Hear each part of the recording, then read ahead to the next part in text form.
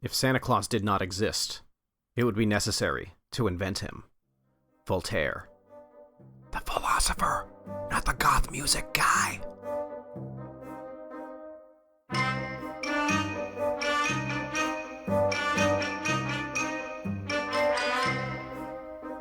Ded Moroz was an anarchist-neutral monster that existed in the frozen wastes of the northern edge of Earth. They appeared to be old, bearded human men. They were associated with powerful winter storms, surprise snow squalls, and were shrouded in myth and rumor.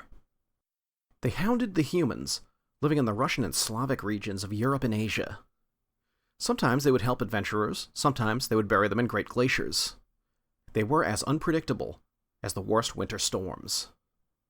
Recent fossil evidence shows that ancient Ded Moroz populations appeared more similar to ursines in the distant past. However, they began to exhibit hominid features when Neanderthals began to colonize their ranges. By the time modern humans reached their environs, the Moroz had largely taken on their modern appearance, a startlingly fast example of Mollerian mimicry. There is very little sexual dimorphism in the Ded Moroz species. Male and female specimens look nearly identical, with sexual organs hidden by large, brightly colored winter jackets. Ded Moroz hold extensive territories that they guard jealously. They come together during mating season and separate immediately after the sex act. Females gestate live young for 4 months and give birth to a small, wrinkled Ded Moroz. Immature Ded Moroz are called Christkinder. These Christkinder will, over the course of 2 winters, grow into fully developed Ded Moroz themselves. Approximately 1/6 of births will, instead of a normal Christkinder, produce a Sneguruchka, an infertile form of Moroz that instead resembles a young human girl and lacks any sexual characteristics. Sneguruchkas will be produced more commonly in areas where several Ded Moroz ranges overlap and they are in conflict. These, quote, snow maidens are the only form of life Ded Moroz will act kindly to in nearly all situations.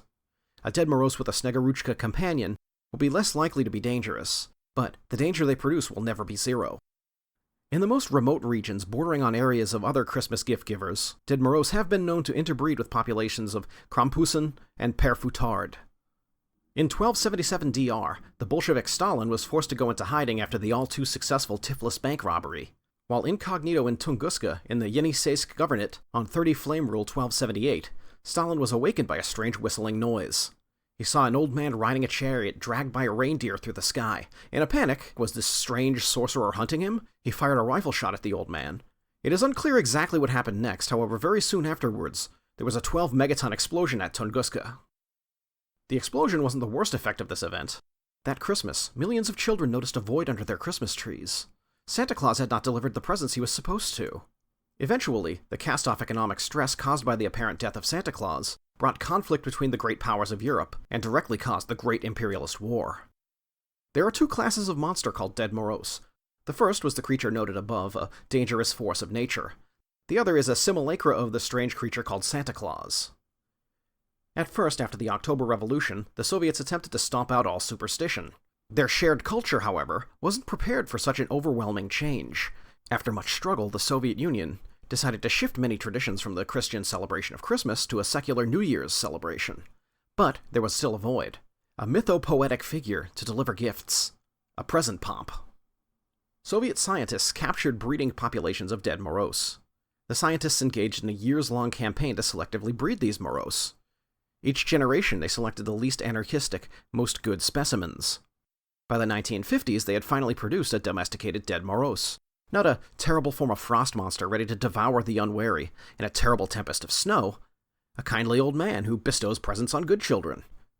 And now, with populations living in such close proximity, approximately half of Ded Moroz births are the Sneguruchka form. Domesticated Ded Moroz are authoritarian good monsters. They appear to be elderly, bearded, old human men. They are held in nature reserves for most of the year. They are released at the end of December to assemble presents for the children around them, and on New Year's Day they travel around often with a Sneguruchka to deliver gifts. The domesticated form of Ded Moroz have vastly weaker weather control powers, but still retain vestiges of these abilities. Since the destruction of the Soviet Union, many of the nature preserves that sustained Ded Moroz populations have been abandoned. Moroz from these populations have often escaped into the wild, interbreeding with local wild populations. Before this, Ded Moroz were in decline due to environmental degradation. However, the domesticated Ded Moroz are better acclimatized to warmer environs and proximity to humans. New rewilding programs are spreading quickly. Many areas, including Ukraine, have introduced culling to curb Ded Moroz populations. It is speculated that recent growth in Krampus populations are due to interbreeding with a rewilding Ded Moroz. Oh, oh, oh! Merry New Year's, comrades. Happy Hanukkah, Jolly Yule, good K thing, Kwanzaa, a Punch Out Your Boss Boxing Day. You know the bit. Go do some good in your community, offer food and shelter to members of the working class who are down on their luck, volunteer for community defense organizations to keep ourselves safe from fascists, salt a union. That's the important thing, and if you have too much money, go to patreon.com/socialismisgood or follow me on social media.